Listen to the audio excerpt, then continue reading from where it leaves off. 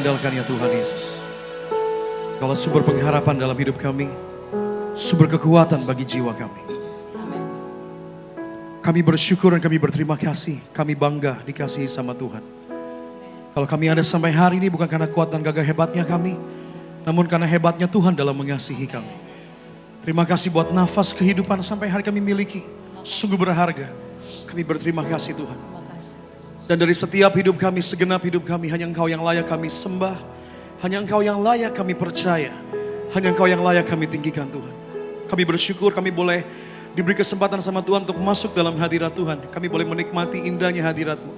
Kami telah memuji, menyembah nama Tuhan. Kami boleh merasakan hadirat Tuhan yang sungguh luar biasa pada hari ini. Kami percaya di mana 2-3 orang berkumpul sepakat Engkau hadir. Kami percaya Engkau hadir di tengah-tengah setiap kami Tuhan. Kami berdoa Tuhan disenangkan melalui hati kami. Pujian yang kami bawa, persembahan kehidupan kami yang kami bawa. Pada hari ini Tuhan kami mau buka telinga kami mau buka hati kami. Ajar kami, tuntun kami, ubahkan kami. Berkati setiap kami Tuhan. Kami rindu saat kami pulang dari tempat ini, kami membawa kekuatan yang baru dari Tuhan. Kami membawa sukacita yang baru daripada Tuhan. Kami mau rendahkan hati kami di hadapan Tuhan. Apa yang mau Tuhan sampaikan kepada setiap kami mau taat. Kami mau ikut apa yang menjadi kehendak-Mu biar terjadi dalam hidup kami. Kami bukan apa-apa, kami bukan siapa-siapa tanpa Tuhan. Kami membutuhkan Engkau Tuhan. Berbicaralah kepada setiap kami rindu suara-Mu. Kami rindu kebenaran dalam nama Tuhan Yesus Kristus. Haleluya. Yang siap diberkati Tuhan. Sama-sama kita katakan. Amin. Kasih tepuk tangan kemuliaan bagi nama Tuhan. Boleh kembali silakan duduk setiap jemaat Tuhan, ibu-ibu yang terkasih, bapak-bapak yang terkasih. Izinkan saya menyapa setiap jemaat Tuhan. Selamat pagi menjelang siang. Ada shalom semua? Ada sukacita pada hari ini, amin. Yang bersukacita boleh lambaikan tangannya, katakan saya bersukacita. Saya dikasihi sama Tuhan. Kasih tepuk tangan sekali lagi bagi nama Tuhan. Terima kasih Bu Eli, saya boleh hadir di tempat ini. Sebelumnya izinkan saya memperkenalkan diri dulu untuk PD Victory Surabaya. Perkenalkan nama saya Pendeta Glenn Immanuel. Saya dari Jakarta, dari Gereja Tiberias Indonesia. Saya bersyukur ada di tempat ini. Kemarin saya baru tiba dari Surabaya dan hari ini saya bisa melayani Tuhan. Saya senang banget tadi pujian penyembahannya sungguh luar biasa. Saya berdoa, saya percaya jemaat Tuhan juga diberkati.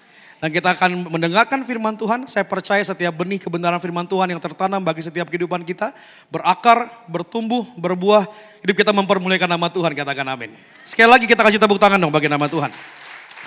Kita akan masuk dalam tema firman Tuhan kita. Boleh ditampilkan mungkin ayatnya kalau ada temanya. Kita akan belajar dari sebuah kisah. Yang temanya adalah pada hari ini adalah Jesus makes me whole again. Apa artinya Tuhan Yesus membuat kita utuh kembali? Sama-sama bilang sama saya utuh.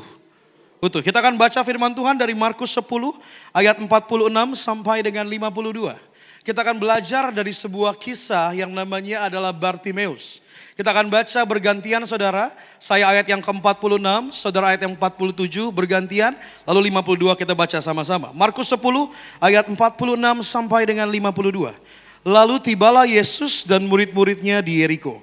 Dan ketika Yesus keluar dari Yeriko bersama-sama dengan murid-muridnya dan orang banyak yang berbondong-bondong, ada seorang pengemis yang buta bernama Bartimeus, anak Timeus, duduk di pinggir jalan, 47 saudara.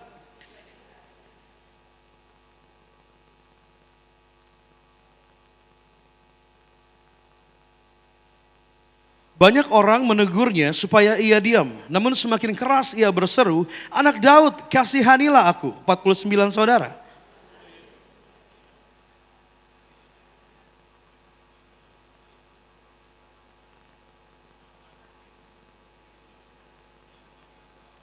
Lalu ia menanggalkan jubahnya, ia segera berdiri dan pergi mendapatkan Yesus. 51 saudara.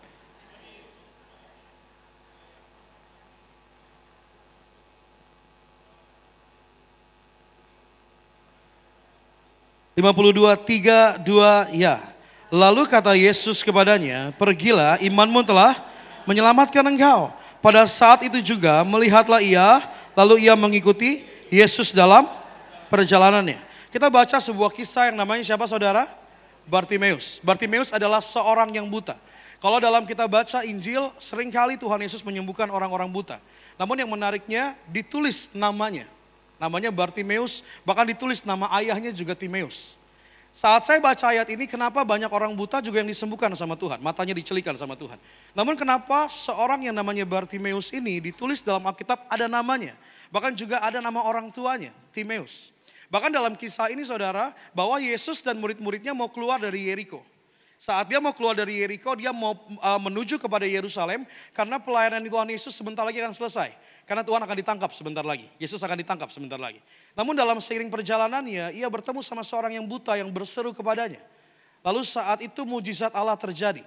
Pada hari ini saudara, kita akan belajar kenapa Bartimeus ditolong sama Tuhan. Apa yang membuat Bartimeus terima mujizat daripada Tuhan. Kita akan masuk lagi dalam firman Tuhan saudara. Boleh lihat slide selanjutnya. Dalam Markus 10 ayat yang ke-47. Kita akan belajar 3 hal yang dapat kita pelajari dari kisah Bartimeus yang disembuhkan. Markus 10 ayat 47 bilang begini saudara. Ketika didengarnya bahwa itu adalah Yesus orang Nazaret. Mulailah ia berseru, Yesus anak Daud kasihanilah aku. Pertanyaannya saudara, Bartimeus adalah seorang yang buta. Dia tidak bisa melihat, namun dia bisa mendengar. Jadi yang menarik adalah Bartimeus gak pernah lihat Tuhan Yesus mengadakan mujizat. Bartimeus gak pernah lihat bahwa Yesus memberi makan 5.000 orang. Bahwa Bartimeus gak pernah melihat Yesus pernah menyembuhkan orang yang buta. Namun yang menarik di ayat 47, saat Bartimeus mendengar bahwa itu adalah Yesus orang Nazaret, mulailah ia berseru. Saat dia berseru dia bilang begini, Yesus anak Daud kasihanilah aku. Kenapa Bartimeus memanggil Yesus sebagai anak Daud? Karena itu adalah panggilan mesianik. Bahwa dalam perjanjian lama dinubuatkan akan lahir seorang juru selamat yang akan lahir dari keturunannya Raja Daud. Makanya saat Bartimeus tahu Yesus mau lewat, dia panggil panggilan mesianik kepada Yesus. Yesus sang juru selamat, Yesus anak Daud, kasihanilah aku. Tujuan utamanya saat Yesus keluar bersama murid-muridnya dari Yeriko ke Yerusalem bukan untuk menyembuhkan Bartimeus, tapi untuk kembali ke Yerusalem. Karena Yesus akan memulai pelayanannya untuk mati di atas kayu salib. Namun saat dia berjalan ada seorang yang buta, seorang pengemis. Bahkan seorang buta dan pengemis ini dia gak pernah lihat apa yang Yesus lakukan. Namun dia pernah mendengar apa yang Yesus lakukan. Makanya kita mencatat begini saudara. Iman timbul dari pendengaran. Pendengaran akan firman Tuhan. Seharusnya kita sebagai orang yang percaya, kita harus melihat dulu baru kita percaya. Atau kita mendengar yang baik lalu kita percaya. Kita harus mendengar yang baik. Namun hari-hari ini kita jadi iman yang kayak Thomas. Kita pengennya lihat dulu baru berkata Tuhan Yesus baik. Namun hari-hari ini saudara, saya beberapa waktu lalu meeting di kantor, saat datang meeting, saya membuka meeting dan saya baru ingat, ini 2 kuartal keempat. Cepet banget rasanya. Kayaknya kemarin baru Natal, kayaknya baru tahun baru, tiba-tiba udah mau akhir tahun aja. Katanya orang kalau udah masuk bulan berberan itu bakalan cepet banget. September, Oktober, November, Desember, kelar, selesai. Bahkan dari bulan-bulan kemarin kami di gereja, kami udah mulai latihan buat Natal. Rasanya kayak cepet banget. Tapi hari-hari ini saat kita tengok ke belakang, bulan ini udah mau selesai. Udah mau makin masuk lagi ke akhir tahun. Namun kalau kita lihat ke belakang, kok rasa-rasanya Tuhan belum tolong kita ya? Kok rasa-rasanya apa yang saya doakan dari awal tahun sampai hari ini, kok belum terima jawabannya ya? Namun kita bukan hidup dari apa yang kita lihat. Namun kita hidup dari apa yang kita percaya. Iman timbul dari pendengaran. Hari ini kita dengar kabar baik saudara. Masih ada beberapa minggu ke depan. Masih ada beberapa waktu ke depan. Sampai Tuhan menyatakan mujizatnya buat kita. Sampai waktunya apa yang kita doakan menjadi nyata. Tetap percaya sama Tuhan. Jadi apa yang pertama yang kita pelajari. Kenapa Bartimeus ditolong sama Tuhan Yesus. Yang pertama karena Bartimeus mendengar kabar baik. Sama-sama bilang sama saya mendengar. Mendengar kabar baik. Amin. Bartimeus mendengar kabar baik dan dia mengimani. Bartimeus gak pernah lihat. Namun saat Yesus lewat, dia berteriak dengan panggilan mesianik. Yesus anak Daud. Dia percaya Yesus adalah juru selamat. Yang dinubuatkan sejak lama yang akan datang menyelamatkan umat manusia. Dia berteriak. Kenapa Bartimeus ditolong sama Tuhan? Karena dia punya iman. Hari ini kalau kita mau ditolong sama Tuhan, kita harus punya iman. Jangan melihat dulu baru kita percaya. Apa bedanya kita dengan orang yang gak kenal Tuhan? Namun kita ada sampai hari kita bertahan hari ini. Karena meskipun kita gak ngelihat, namun kita tetap percaya sama Tuhan. Karena yang pegang kendali kita adalah Allah yang maha penuh dengan murah hati. Penuh dengan kasih, belas kasihan sama kita. Bahwa kita selalu tahu, bahkan kita mencatat ia adalah kasih. Kasih itu adalah ia sendiri. Ia gak bisa berbuat jahat sama kita saudara. Dia baik buat setiap kita. Bilang sama kanan kirinya, Tuhan baik buat kita. Sangat baik buat kita, katakan. Kasih tepuk tangan bagi nama Tuhan. Yang pertama, karena Bartimeus mendengar kabar baik sehingga ia ditolong sama Tuhan. Kita lihat lagi yang kedua, kenapa Bartimeus ditolong sama Tuhan Yesus. Kita lihat lagi ayatnya di Markus 10 ayat 48 sampai dengan 49. Saya bacakan bagi jemaat Tuhan. Banyak orang menegurnya supaya ia diam. Namun semakin keras ia berseru, "Anak Daud, kasihanilah aku." Lalu Yesus berhenti dan berkata, "Panggillah dia." Mereka memanggil orang buta itu dan berkata kepadanya, "Kuatkan hatimu, berdirilah, ia memanggil engkau." Saat Bartimeus teriak, orang-orang di sekitarnya tahu dia orang yang buta. Orang-orang sekitarnya tahu dia orang yang pengemis. Dia membutuhkan pertolongan. Dia membutuhkan bantuan. Dia membutuhkan mujizat. Namun lucunya saat orang-orang di sekitarnya tahu dia orang yang buta. Namun saat dia berseru sama Yesus, apa yang dilakukan sama orang sekitarnya? Shh, jangan berisik, diam. Kalau orang-orang yang mengerubuni itu saya tahu, mereka menyambut Yesus karena dia tahu Yesus berkuasa. Namun yang lucunya ada seorang yang buta yang seharusnya butuh ditolong, namun orang-orang sekitarnya malah suruh dia diam. Bahkan saudara hari-hari ini ya, orang yang paling gampang melemahkan iman kita bukan orang yang jauh sama kita. Namun orang yang terdekat sama kita. Kadang-kali kita gini, kita dijahatin sama orang yang jauh dari kita nggak peduli, udahlah. Kita diomongin sama orang yang jauh, udahlah biarin aja nggak apa-apa. Tapi kalau diserang sama orang yang paling kita sayang, yang dekat sama kita, sakitnya tuh di sini katanya. Sakitnya tuh luar biasa. Orang-orang di sekitarnya tahu Bartimeus butuh pertolongan. Namun saat dia berseru, "Yesus anak Daud, kasihanilah aku." Orang-orang di sekitarnya bukan tolong dia, bukan bantu dia, malah melemahkan imannya. Suruh dia diam, jangan banyak omong. Lalu apa responnya dari Bartimeus? Bartimeus saat ditegur sama orang-orang sekitarnya, namun semakin keras ia berseru, "Anak Daud, kasihanilah aku." Saat pertama kali dia berseru, Yesus belum mendengar. Namun saat seluruh orang-orang di sekitarnya suruh dia diam, semakin kencenglah dia teriak. Di ayat 49 baru begini. Lalu Yesus berhenti dan berkata, "Panggillah dia." Tujuan utamanya Yesus berjalan ke sana bukan untuk menyembuhkan Bartimeus. Tapi apa yang membuat Yesus berhenti dan memalingkan wajahnya kepada Bartimeus? Karena seruan hatinya Bartimeus. Dan yang menariknya adalah Bartimeus adalah orang yang buta.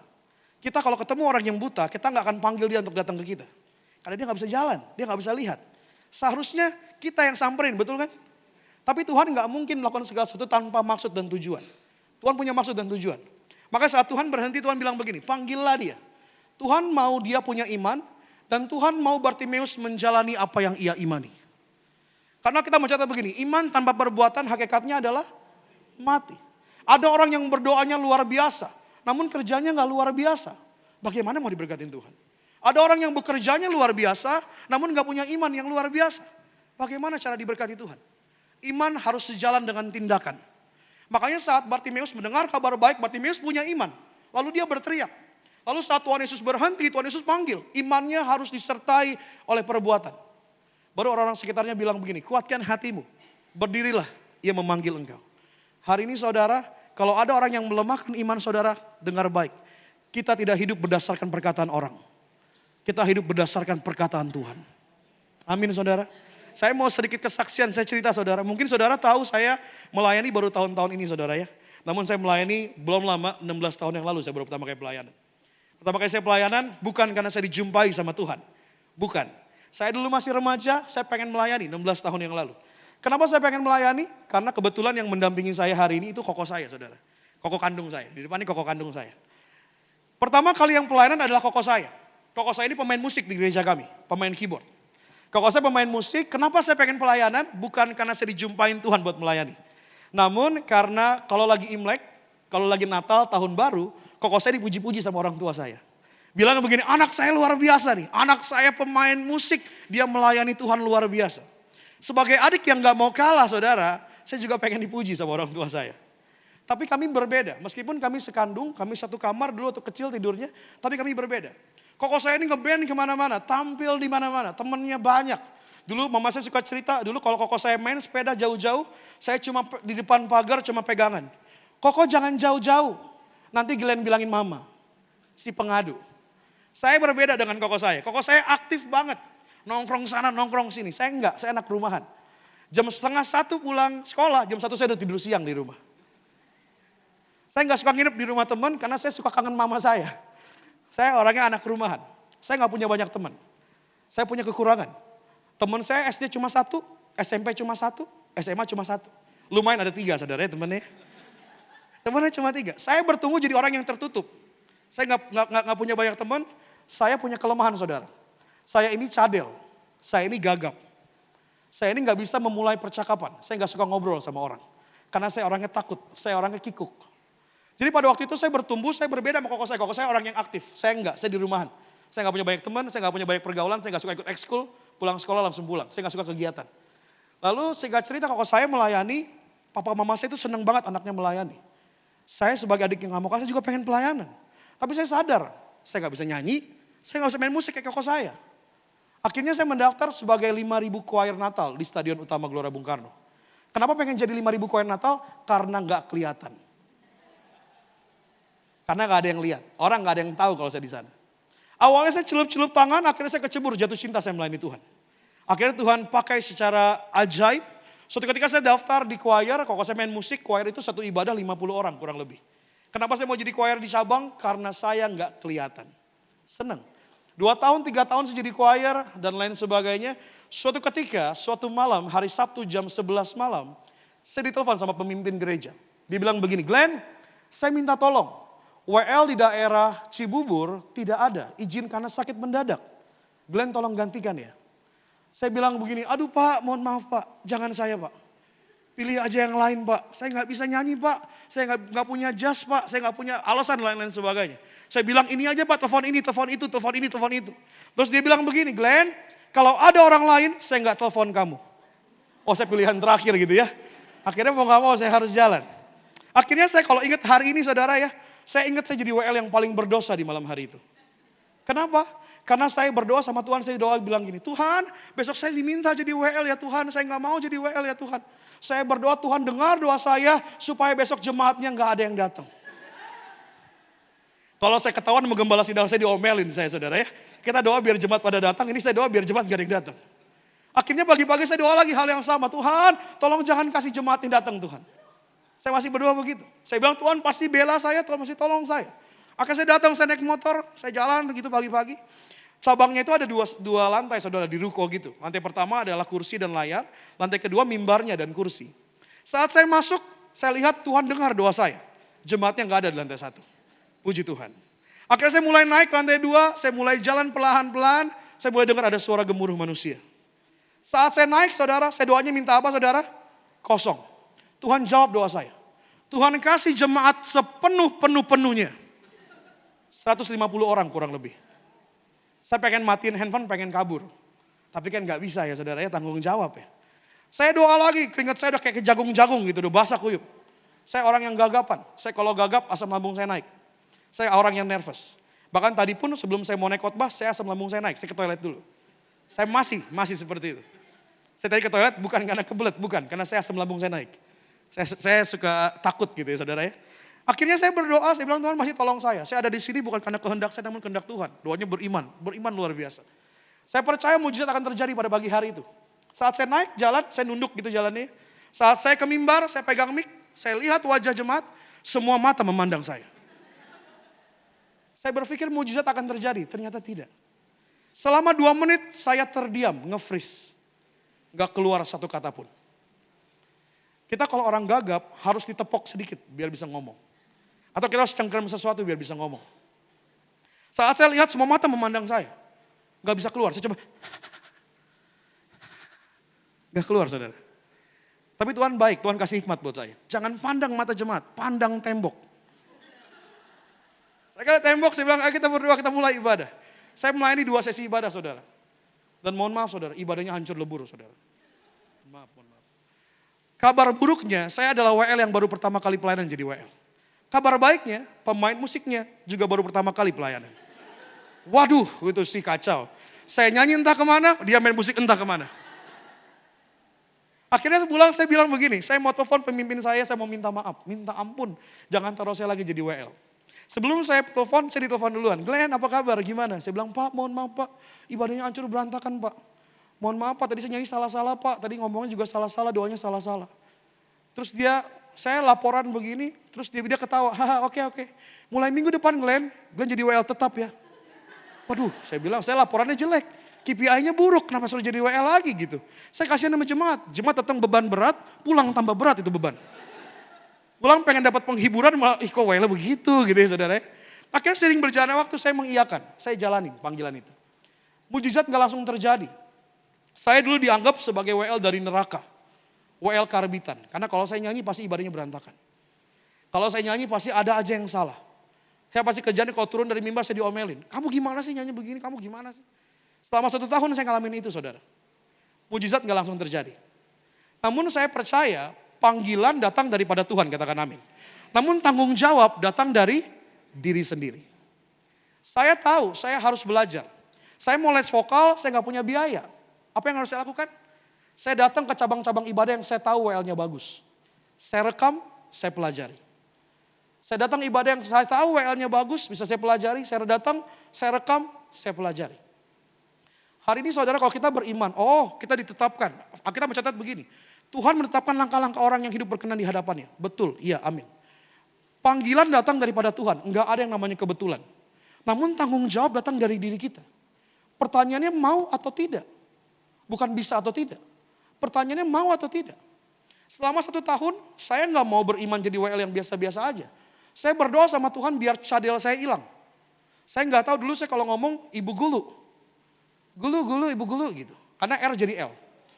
Tiba-tiba saat saya jadi WL, saya nggak tahu kenapa saya bisa ngomong R, saudara. Saya bisa ngomong bu guru. Dulu saya suka diledekin sama teman sekolah saya. Glenn, ular melingkar di atas pagar. Gak bisa ngomong soalnya. Sekarang kalau saya ketemu dia, saya akan teriakin. Ular melingkar di atas pagar. Gak bisa ngomong saya, saudara. Saya nggak tahu, obatnya nggak ada di apotek. Obat cadel. Nggak ada. Nggak ada yang ngajarin saya juga bagaimana untuk sembuh dari cadel. Dulu saya gagap. Masalah terbesar saya adalah public speaking. Tapi saya hari jadi pendeta, nggak tahu juga gimana caranya. Tapi saya percaya saudara ya, nggak ada yang kebetulan dalam hidup ini. Amin ya. Saya percaya setiap yang terjadi dalam hidup kita, semuanya seizinnya Tuhan. Tapi Tuhan mau lihat respon hati kita.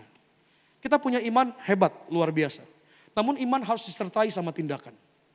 Kalau iman hanya diam-diam aja, namun nggak mau bertindak, bagaimana iman itu jadi hidup dalam hidup saudara? Seperti yang dilakukan Bartimeus. Bartimeus orang yang buta. Dia beriman sama Yesus pada kala itu.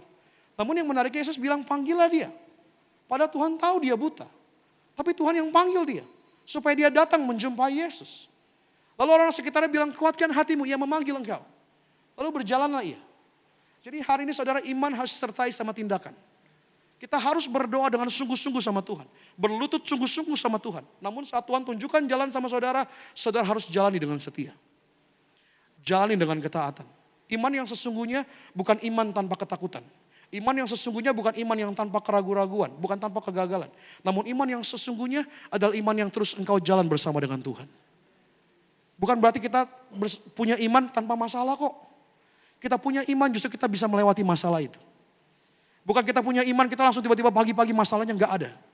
Happy, nggak mungkin. Saya nggak usah ngomong jemaat Tuhan, para pendeta pun sama. Kita punya iman, ngajarin jemaat Tuhan punya iman. Masalah juga masih ada banyak. Banyak banget. Saya percaya ya Bu Eli juga ya. Pasti banyak tantangan kita berjuang bertahan dalam iman. Dan panggilan ini bukan hanya untuk para pendeta, bukan hanya untuk para pengerja. Namun untuk setiap kita yang percaya sama Tuhan. Kita harus terus berjalan dalam iman. Kita harus melangkah dalam iman. Sampai apa yang kau doakan dengan mulutmu, engkau lihat dengan mata imanmu. Katakan amin saudara. Kasih tepuk tangan bagi nama Tuhan. Yang kedua adalah kuatkan hati kita. Dan yang ketiga, Markus 10 ayat yang ke-50. Markus yang 10 ayat yang 50. Saya bacakan bagi jemaat Tuhan. Saat Tuhan Yesus panggil Bartimeus, lalu ia menanggalkan jubahnya. Ia segera berdiri dan pergi mendapatkan Yesus. Yang Bartimeus lakukan, Bartimeus gak punya keraguan-raguan. Bartimeus gak marah sama Yesus. Kalau dia sebagai orang yang hatinya gak benar, dia kan bilang begini, Tuhan saya buta loh. Kok gak Tuhan aja sih yang samperin saya? Enggak. Dia berdiri, dia tanggalkan jubahnya. Jubah adalah tanda status seseorang. Raja dan pengemis dibedakan dari bagaimana bentuk jubahnya. Jubah raja pasti jubahnya bagus. Jubah yang kainnya mahal, penuh dengan mungkin batu-batu berlian, emas dan lain-lain. Namun jubah seorang pengemis yang buta pasti jubahnya jubah yang usang. Jubah yang jelek, jubah yang buruk. Namun saat dia mau mendatang kepada Yesus, dia tanggalkan jubahnya. Artinya apa? Dalam Yohanes 9 ayat yang kedua bilang begini. Saat muridnya bertanya sama Yesus, kalau orang yang lahir dari buta, ini kesalahan siapa? Kesalahan orang tuanya atau kesalahan dirinya?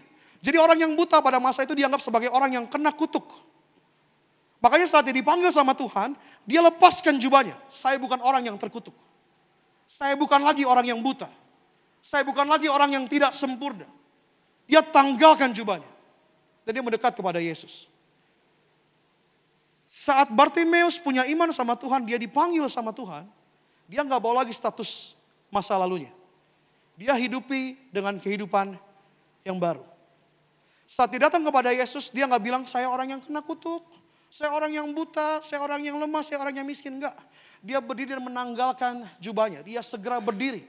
Ia firm punya iman sama Tuhan. Dan dia pergi mendapatkan Yesus. Saudara, mungkin saudara tahu saya benar-benar hanya di tahun ini ya. Saya kehilangan salah satu sahabat terbaik saya di tahun ini. Namun sesungguhnya Tuhan proses saya luar biasa beberapa belas tahun yang lalu. Saya lahir dari sebuah keluarga yang pada awal mulanya baru bertobat, cinta Tuhan luar biasa. Papa saya baru bertobat, papa saya dulu dari agama nenek moyang, belum Kristen. Mama saya guru sekolah minggu dari remaja. Saat kami lahir, kami dididik sangat amat keras dalam kekristenan. Kami nggak nonton kartun yang aneh-aneh. Kami nontonnya adalah kisah-kisah Alkitab. Kita nontonnya kisah Daud, Nuh, kisah tentang Tuhan Yesus, murid-murid Yesus. Tontonannya begitu. Kami harus ikut sekolah minggu 3 sesi ibadah. Dulu kami kecil, teman-teman bisa kabur ke time zone, kami nggak bisa kabur ke time zone. Kalau kami kabur ke time zone, kami diancam untuk dibotakin, saudara. Jadi saya takut, saya nggak pernah mau. Dan papa mama saya selalu bangun mesbah keluarga di rumah. Doanya tuh panjang sekali papa saya. Dulu saya ingat kalau kami lagi liburan, kalau kami mau makan Indomie gitu di puncak gitu, saudara seneng gitu panas-panas makan Indomie. Saya selalu bilang, aduh jangan papa saya yang doa. Jangan papa yang doa, mama aja yang doa. Karena kalau papa saya yang doa, buat doa makan aja saudara. Demi langit dan bumi. Tuhan memberkati makanan ini. Pas kita amin Indomie udah jadi kayak cacing-cacing saudara. Kuahnya udah gak bisa dimakan gitu ya. Papa saya kalau mesbah keluarga 3,5 jam. Kami harus ikut. Kami waktu kecil, kami berpura-pura. Katanya kusyuk. Doanya sambil sujud. Padahal tidur. Kami memang berpura-pura dulu. Saat itu kami kalau papa saya doanya lama, saya suka banyak-banyak macam sama koko saya. Kami suka pura-pura sujud lah, pura-pura kusyuk. Padahal kita aminnya besok pagi gitu ya. Lalu akhirnya kami berjalan, saya mengagumi papa saya. Makanya tuh saya kecil saya ditanya pengen jadi apa, saya pengen jadi pendeta. Karena papa saya sering sharing firman Tuhan di rumah. Bagi saya sosok seorang yang membawa firman Tuhan itu sosok yang keren buat saya. Akhirnya sering berjalannya waktu, impian itu saya lupakan. Kenapa? Karena seorang yang mengenalkan saya sama kasih Kristus membuat saya hampir kecewa sama kasih Kristus. Papa saya pengusaha, sempat menjalani sebuah usaha. Lalu di masa-masa kami bertumbuh, papa saya mengalami kebangkrutan. Papa saya mengalami kebangkrutan bukan hanya tanpa uang lagi, namun tanpa kewarasan lagi. Papa saya jadi stres. Papa saya kalau marah 24 jam gak berhenti ngomong terus. Dan ngomongnya kemana-mana. Berlaku kasar kepada kami, keluarga, dan lain-lain sebagainya. Selama 2 tahun ya kurang lebih ya, 2 tahun kami menjalani. Sampai suatu ketika ada seorang anak kecil namanya Glenn. Dia bilang sama mamanya begini, mama harus tinggalin papa.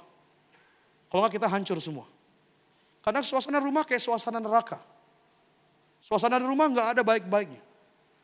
Dari seorang mulut anak kecil yang namanya Glenn Emmanuel beberapa belas tahun yang lalu saya minta mama saya untuk tinggalin papa saya.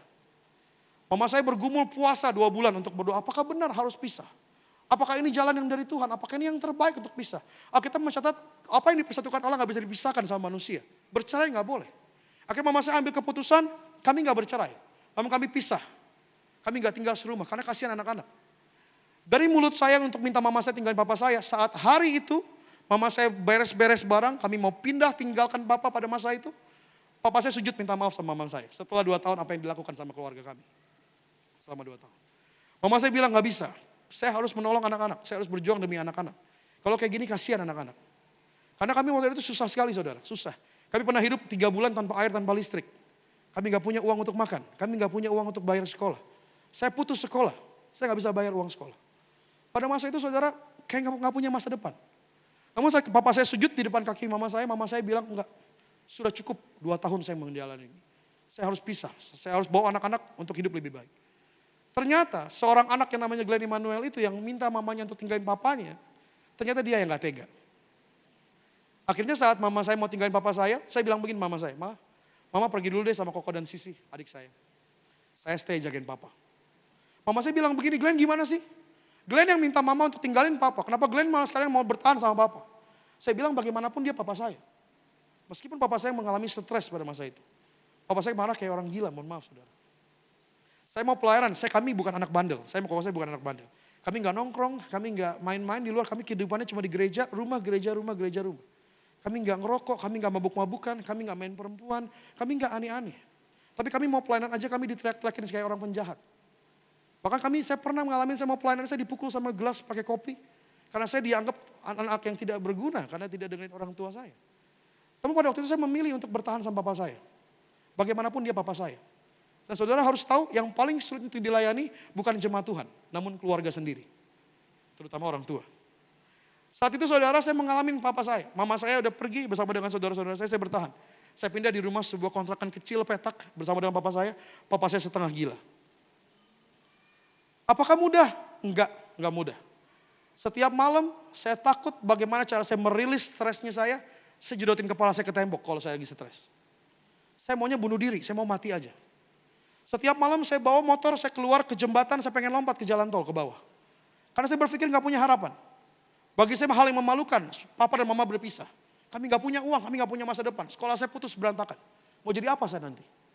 Selalu dalam diri saya bukan anak yang berguna, saya bukan siapa-siapa, saya gak punya masa depan. Selalu itu saya simpan dalam diri saya. Iblis main terus saya simpan terus. Kondem itu saya simpan terus. Sampai akhirnya kami udah lost kontak, saya sama Koko saya udah lost kontak, sama mama saya lost kontak. Saya berjuang jagain papa saya. Saya berdoa Tuhan berkatin papa saya, mama saya bisa kembali. Ternyata Tuhan jawab dengan cara yang lain. Papa saya lumpuh, stroke setengah. Saya ingat perkataan papa saya begini, saya udah ngikut papa saya udah cukup lumayan lama, kami berjuang. Saya udah baik begitu aja saya masih dikatain. Anak yang gak berguna, lebih baik kasih makan anjing, lebih baik kasih makan kamu dan lain sebagainya. Saya jalanin. Sampai suatu ketika saya sujud sama papa saya minta maaf sama papa saya. Padahal saya gak salah. Saya sujud, saya bilang, Pak tolong bantu saya. Tolong bantu saya, kita berjuang sama-sama. Oke, saya gak punya siapa-siapa, Papa gak punya siapa-siapa. Kita saling memiliki, kita berjuang sama-sama hari ini. Tapi papa saya baru bentar doang beriman, besok balik lagi. Besok marah-marah lagi, besok kata-katain saya lagi. Besok teriak-teriakin saya lagi. Terus berjalan. Sampai akhirnya papa saya dibuat lumpuh sama Tuhan. Tangan kanannya dan kaki kanannya gak bisa bergerak, lumpuh stroke sebelah. Saya anak yang cukup resik, saya orang yang gelian, saya gak suka cuci piring. Karena saya geli kena tangan basah-basah gitu, gak suka. Tapi pada waktu itu saya harus rapin papa saya, bersihin papa saya. Karena papa saya gak bisa punya suster. Saya gak punya uang, saya masih SMA pada masa itu. Dan suatu ketika papa saya baru lumpuh, papa saya mau ke kamar mandi, ke toilet. Saya bilang, Pak saya temenin. Kata papa saya, jangan, papa malu. Saya bilang, gak apa-apa. Udah Glenn di luar aja, Glenn di luar. Setengah jam papa saya gak keluar. Saya ketok, Pak kenapa? Ternyata mohon maaf saudara ya, ternyata berantakan semua. Berantakan. Akhirnya saya bersihin papa saya rapin papa saya keluarin papa saya. Tantangan selanjutnya saya harus bersihin kamar mandi. Saya orang yang gelian, saya orang yang resik. Namun saya harus jaga perasaan papa saya di luar sana. Saya gak boleh kayak kelihatannya lagi menderita di dalam. Saya tahan supaya saya gak gitu. Saya tahan dengan tutup mulut saya ambil, saya pungutin, saya bersihin. Sampai gak sadar air mata tuh keluar saking saya tahan supaya saya bisa bersihin itu. Saya berjuang. Namun pada waktu itu saudara, mujizat gak langsung terjadi juga. Saya berdoa bilang begini sama Tuhan gak apa-apa deh gak balikin papa mama saya, tapi papa saya umur panjang. Papa saya sehat ya, bisa jalan lagi, bisa gerak lagi, bisa mandi sendiri lagi ya, bisa makan sendiri lagi ya. Ternyata Tuhan jawab saya dengan cara yang ajaib. Saat saya lagi pelayanan jadi WL, saya ditelepon, papa saya jatuh di kamar mandi.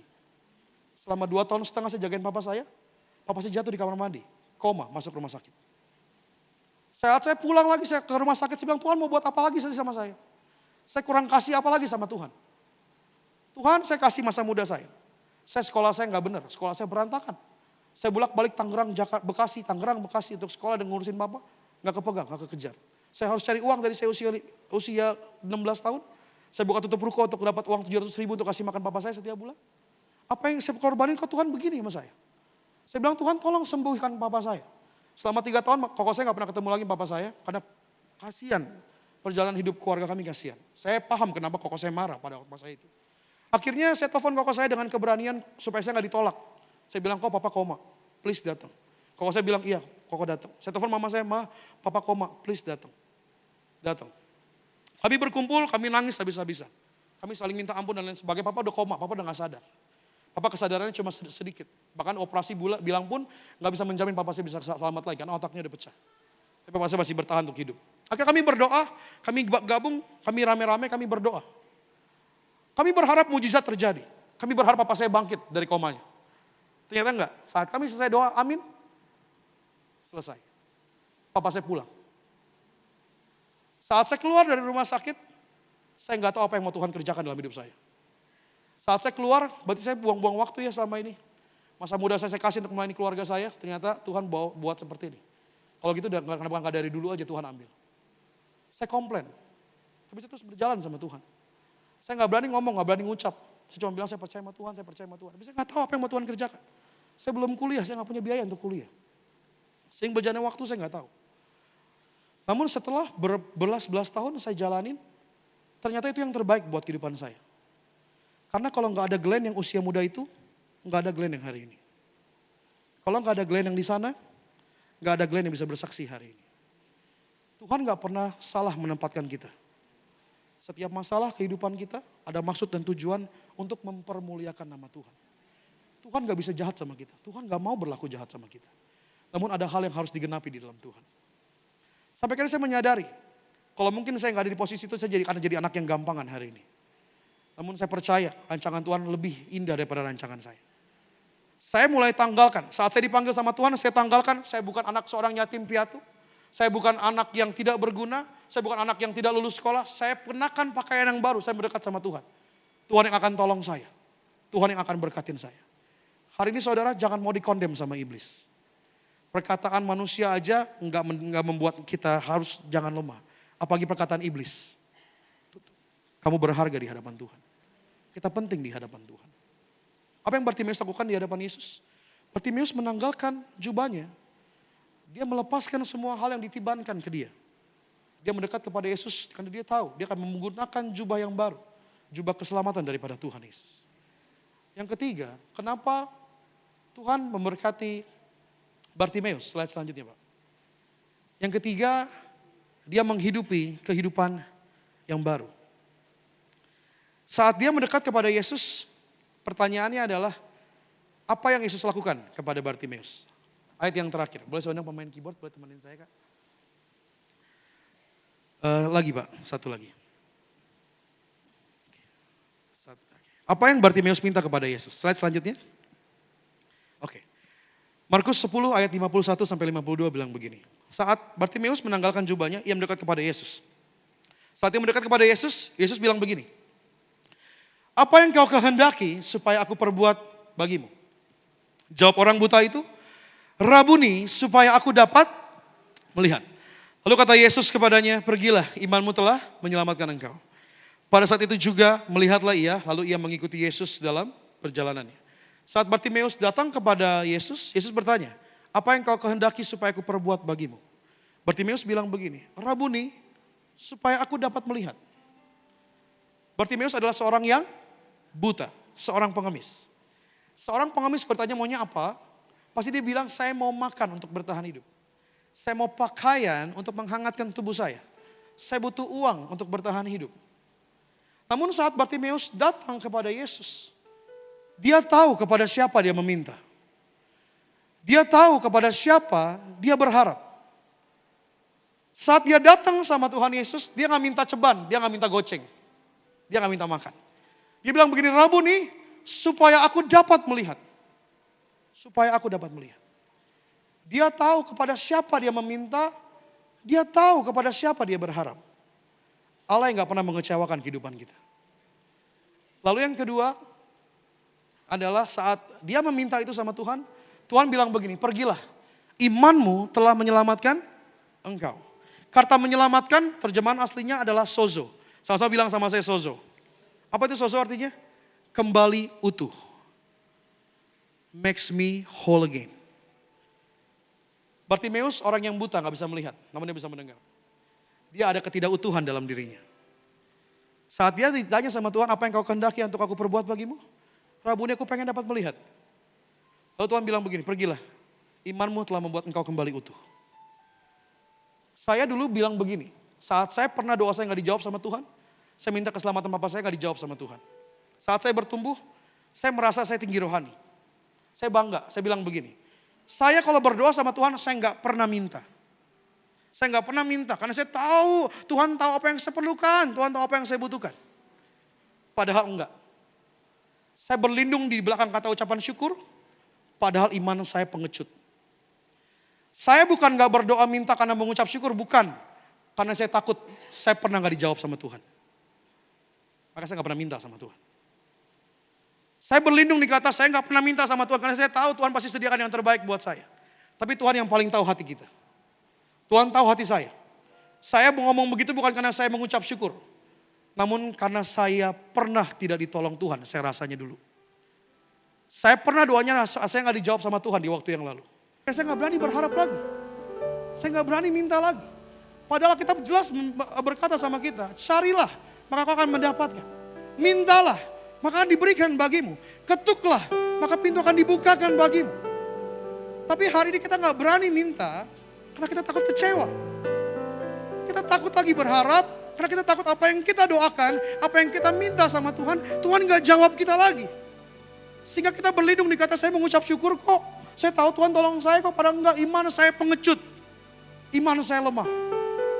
Saya melayani Tuhan belasan tahun, saya berdiri di mimbar mengatakan iman, iman, iman. Namun saya gak pernah berani doa minta sama Tuhan. Karena saya takut.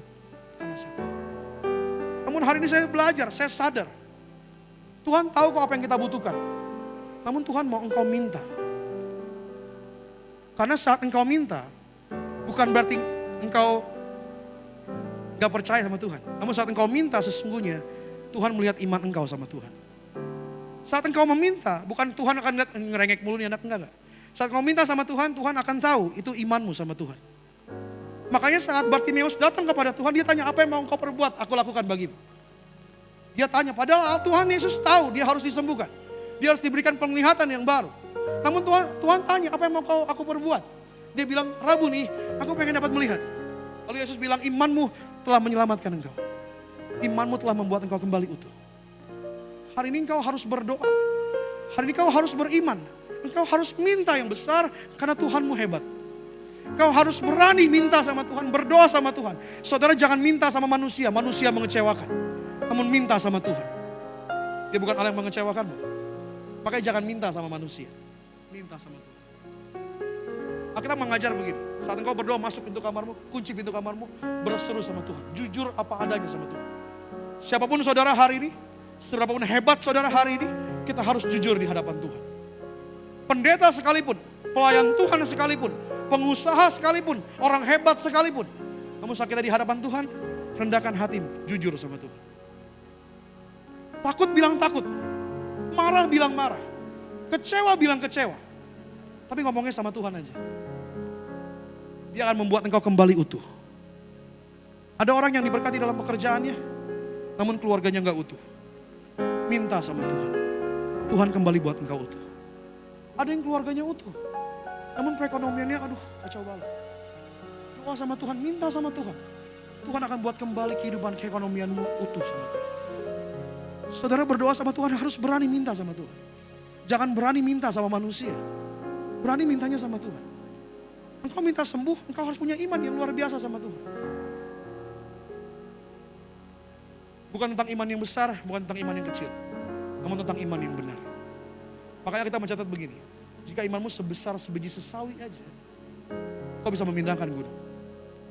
Artinya kau punya pengharapan kecil aja di hadapan Tuhan, Tuhan bisa buat perkara yang luar biasa dalam hidup. Hari ini jangan kecilkan Tuhanmu, jangan kecilkan imanmu. Karena Tuhan kita besar. Tuhan kita hebat. Tuhan kita bisa membuat kita kembali utuh hari ini. Apa yang mau saya sampaikan? Kenapa Bartimeus dicatat namanya?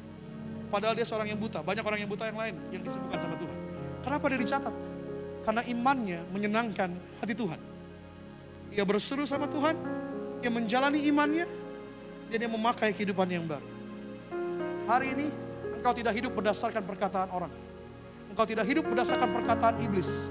Engkau hidup berdasarkan kebenaran firman Tuhan.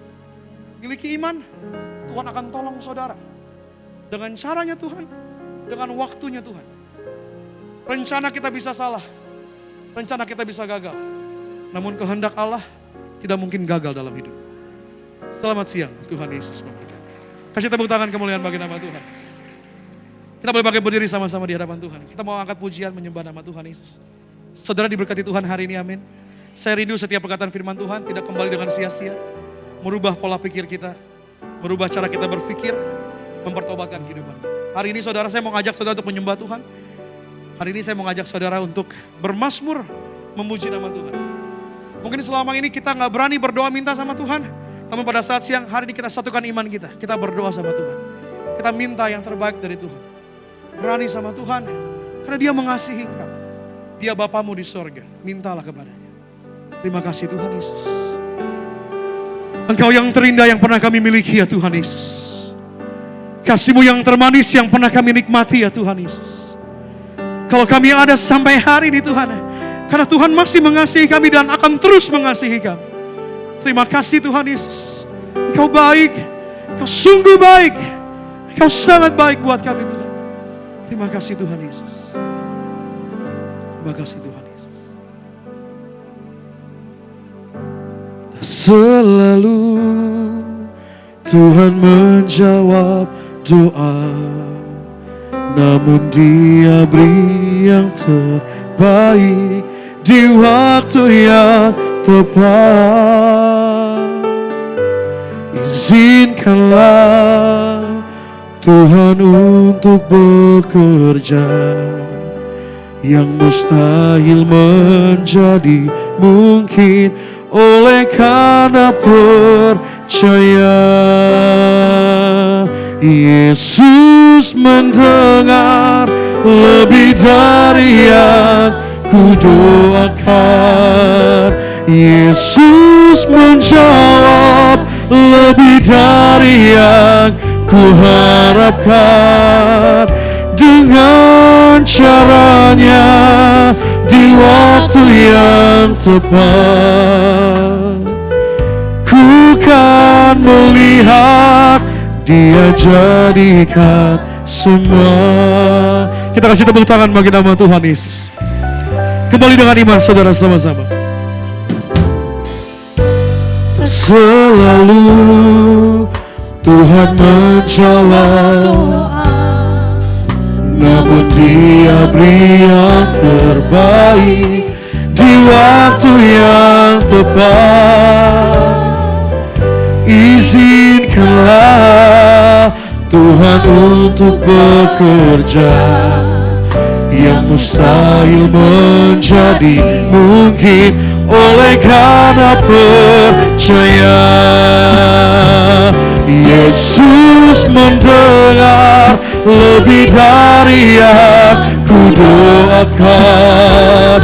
Yesus menjawab lebih dari yang kuharapkan. Oh, dengan caranya di waktu yang, katakan, ku kan melihat apa yang Tuhan jadikan. Dia jadikan semua. Yesus mendengar lebih dari yang, katakan, Yesus menjawab lebih dari apa yang kami harapkan ya Tuhan. Dengan cara-Mu yang ajaib menolong setiap kami di waktu yang, sampai kami melihat apa yang kami doakan kepada-Mu Tuhan. Melihat, jadikan semua. Oh, Yesus mendengar lebih dari yang kudoakan.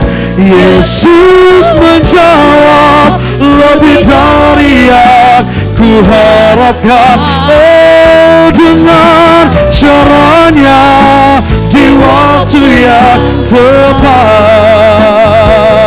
ku kan melihat Dia jadikan semua. Kembali jemaat Tuhan katakan, Yesus mendengar lebih dari yang ku doakan. Yesus menjawab lebih dari yang ku harapkan. Dengan caranya di waktu yang tepat, ku kan melihat Dia jadikan.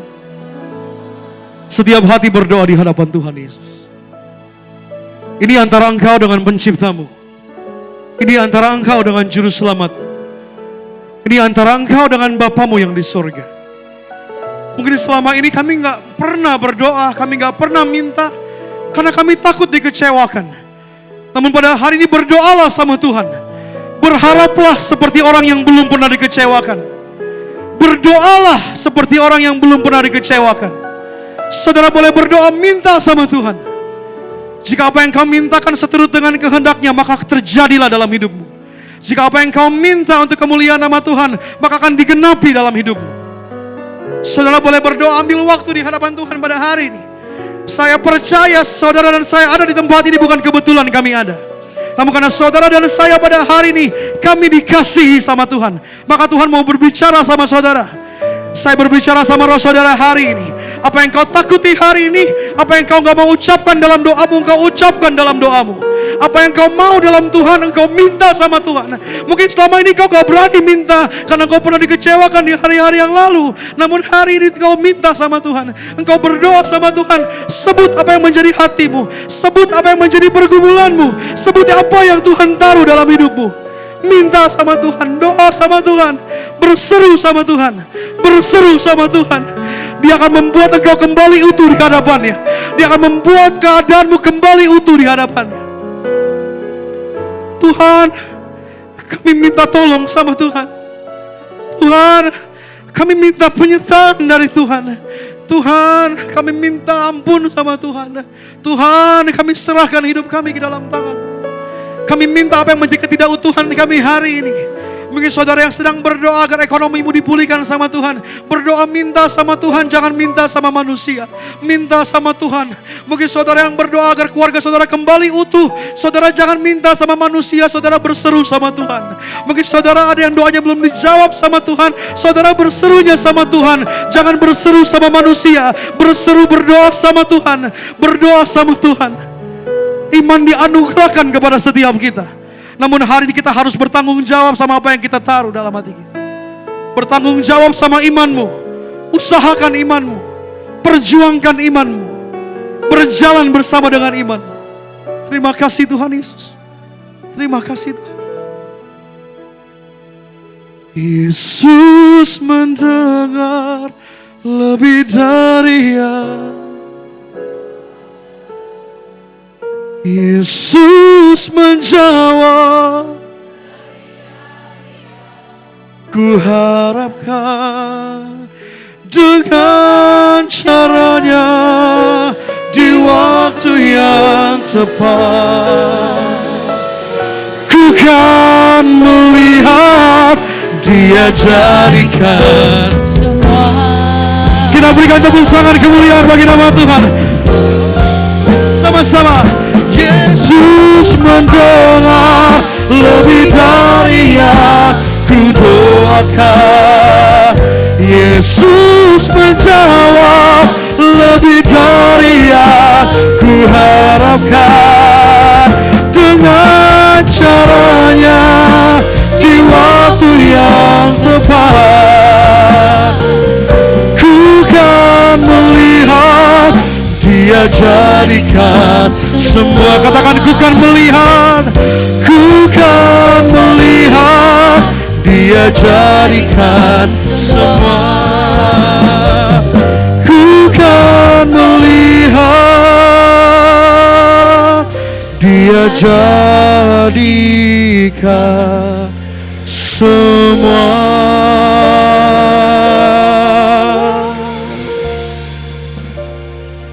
Terima kasih ya Tuhan buat kehadiran-Mu buat setiap kami.